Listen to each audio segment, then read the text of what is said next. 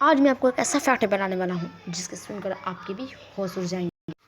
तो हमारे साथ यानी मिस्ट्रेस फैक्ट्स के साथ अंत तक बने रहें।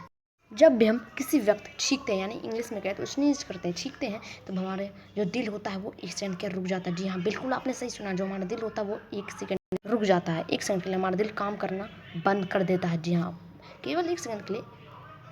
और क्या इससे पहले आपको ये फैक्ट पता था? अगर पता था तो हमें कमेंट करके ज़रूर बताएं। और वीडियो अच्छी लगे तो वीडियो को लाइक करें और हमारे चैनल मिस्टर फैक्ट को सब्सक्राइब दें। और ऐसे वीडियो के लिए हमारे चैनल को सब्सक्राइब कर दीजिए, हमारे mister fact. Thank you for watching.